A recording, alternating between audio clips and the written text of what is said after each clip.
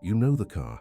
Gull-wing doors, stainless steel body, flux capacitor in the back. But here's the thing. Before Marty McFly ever hit 88 miles an hour, the DeLorean was a real car, built by a real guy. And his story? Honestly, it makes Back to the Future look tame. We're talking rags to riches, Detroit's golden boy, affairs with Bond girls, a $200 million dream. And then, a hotel room in LA, an FBI sting, and a suitcase full of cocaine. This is the story of John DeLorean. Buckle up.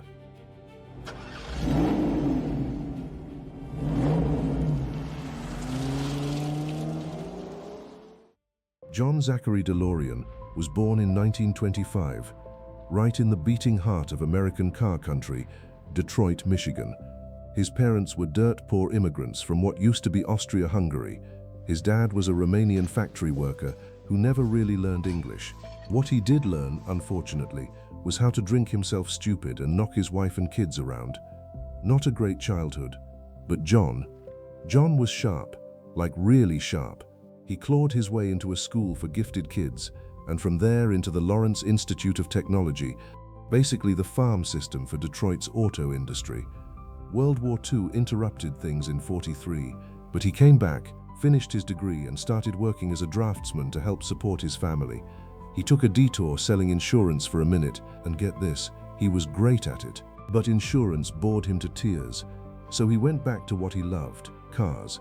He landed a job at Chrysler as an engineer, then jumped to Packard, where he fixed their automatic transmission and basically announced to Detroit, "This guy's going places."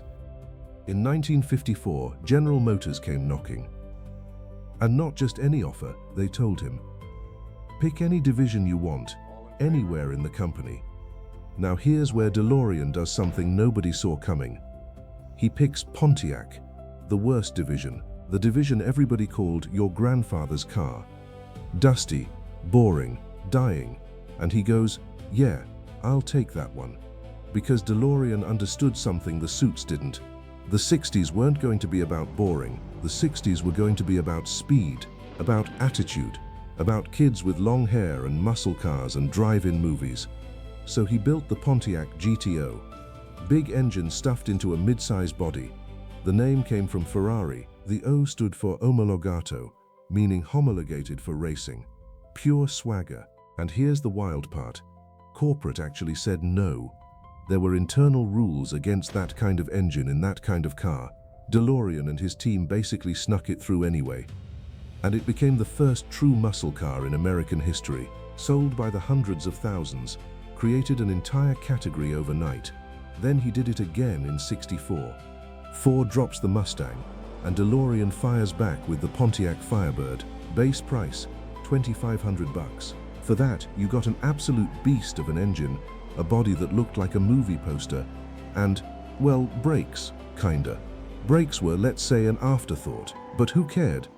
Suddenly, any kid out of high school could feel like Steve McQueen rolling through town.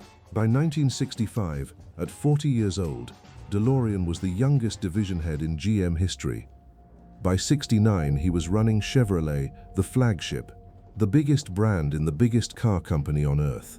Here's the thing about DeLorean. He didn't look like a car executive. He didn't act like one either.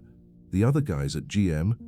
Gray suits, gray hair, gray personalities. DeLorean walked in 6'4", jet black hair down to his collar, tailored Italian suits, gold watches. He got plastic surgery, man. He looked like a Hollywood leading man because he basically was one.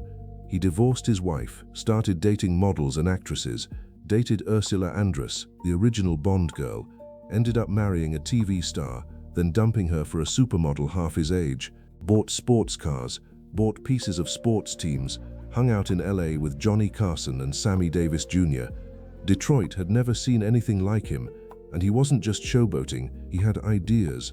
By the early '70s, he was a VP at GM, basically next in line for the top job. And he started telling anyone who'd listen that GM was sleepwalking off a cliff. He said the industry hadn't had a real innovation since the automatic transmission in 1949. He said the future wasn't giant gas guzzlers, it was small, efficient cars. And he was right. The oil crisis was coming. It almost killed the American auto industry. But GM's leadership didn't want to hear it. So in April 1973, 5 minutes from becoming president of General Motors, John DeLorean walks in and quits. GM gave him a pretty generous parachute, a Cadillac dealership down in sunny Florida, a pension for life. He could have spent the rest of his days on a boat somewhere, Mai Tais, sunsets, the works, but DeLorean couldn't sit still. He didn't want to be remembered as a manager. He wanted to be remembered like Enzo Ferrari, as the guy who built a legendary car from scratch with his own name on it. He had the vision too, a sports car of the future, safe, affordable, unlike anything else on the road, somewhere between a Corvette and a Porsche 911. One problem: his exit from GM included a non-compete saying he couldn't work in the auto industry again. The second he announced his own car, the pension check stopped coming, so he got mad and he wrote a book, a straight-up tell-all, exposing all the dirty laundry inside General Motors. Revenge sold. But GM, they never forgot and they never forgave. In 1975, he founded the DeLorean Motor Company in Detroit. He brought in Giorgetto Giugiaro, the Italian legend, the guy who designed the original VW Golf, the Lotus Esprit, you name it. Giugiaro hands him a concept he'd actually originally pitched to Porsche: brushed stainless steel body, gull-wing doors like a Mercedes, 20-year warranty on the shell. The engine, only about 130 horsepower, 0 to 60 in around 10.5 seconds. Top speed about 110 miles an hour. Not exactly blistering for a so-called sports car, but the price was supposed to be right, around $12,000, which today would be maybe 45 grand. And DeLorean, he sold it. The slogan was "Live the Dream."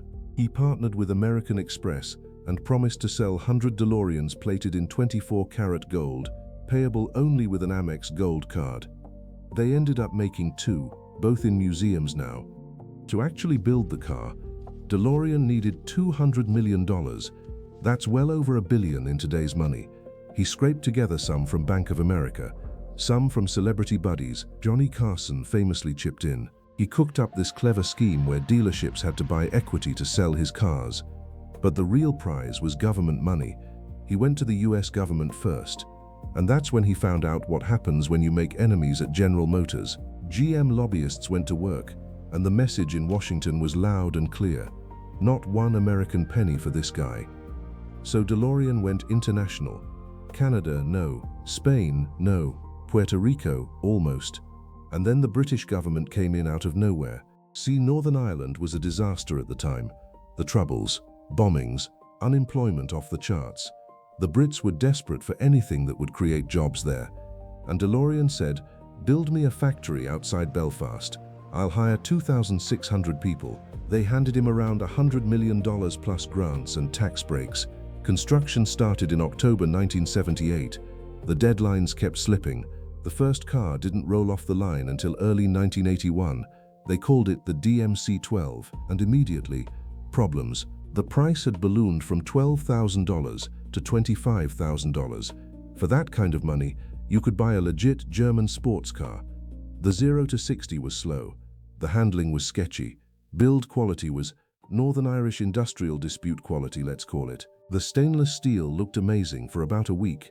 Then it attracted every fingerprint and speck of dirt within a 5-mile radius. Owners figured out pretty quick: don't wash it with soap, wash it with WD-40. The first run sold out. People had been on waiting lists for years. Some paid $10,000 over sticker. But after that, crickets. DeLorean needed to sell 10,000 cars a year just to break even. First year they built 6,000, sold 3,000. By the end of 1981, the whole thing was drowning. DMC owed money to workers, suppliers, designers, everyone. They tried to go public. The SEC blocked it. And over in Britain, the political winds had shifted. Margaret Thatcher was in charge now, and Thatcher did not do handouts. In February 1982, she put the factory into receivership. Translation: it's over. Bank of America sued for unpaid loans and took 2,000 cars as compensation. DeLorean was desperate, and I mean desperate, would try anything desperate. And then, a guy reaches out, says he's got Colombian connections, says he can front the cash if DeLorean helps move a shipment of cocaine, about 220 pounds of it. Spoiler, the guy was FBI. October 1982, Los Angeles, a hotel room. DeLorean walks in, sits down with 60 pounds of cocaine on the table in front of him, and the feds come through the door. The video of the arrest, the famous automotive executive, the playboy, the jet setter, sitting next to a mountain of drugs, went out to every news network in the world within hours. 1 week later, DMC filed for bankruptcy. The press tore him apart, reportedly with a little help behind the scenes from his old friends at General Motors. His wife left, most of his friends vanished.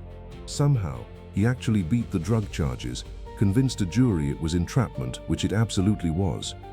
But then came the other lawsuits, fraud, tax evasion, the unpaid loans, on and on. DeLorean retreated to his ranch in New Jersey, didn't come out, didn't talk to the press, and then, in the cruelest possible piece of irony, fate handed him a gift he could no longer use. 1985. Back to the Future hits theaters. Robert Zemeckis had personally picked the DMC-12 as the time machine.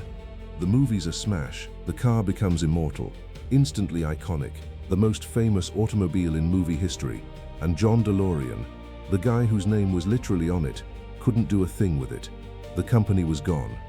Of the roughly 9,000 DMC-12s ever built, about 6,000 still exist today. A clean one will run you 6 figures now. Genuine collector's item. In 2017, new owners bought the brand and announced they were bringing it back, electric, futuristic, the whole pitch. There's a slick render on their website. It has yet to actually materialize on any actual road. DeLorean himself was officially declared bankrupt in 1999. He had to sell his New Jersey estate to Donald Trump, actually. Lived out his last years quietly. Died in 2005 of a stroke. Mostly forgotten. Here's what I keep coming back to. In his prime, John DeLorean was basically what Steve Jobs or Elon Musk would be a couple decades later. Charismatic, visionary, a disruptor who saw around corners the rest of the industry couldn't see. He called the small car revolution years before the gas crisis proved him right. But he also had that thing you see in a lot of those guys, the belief that the rules don't apply to him, and when the walls started closing in, he reached for the worst possible lifeline he could have reached for. The car lived, the man didn't. That's the DeLorean story. If you dug this one, hit subscribe. We do a lot of these deep dives into the cars and the characters that shaped the American road. And let me know in the comments, you ever seen a DMC-12 in person? Drop a photo. I want to see it. Catch you in the next one.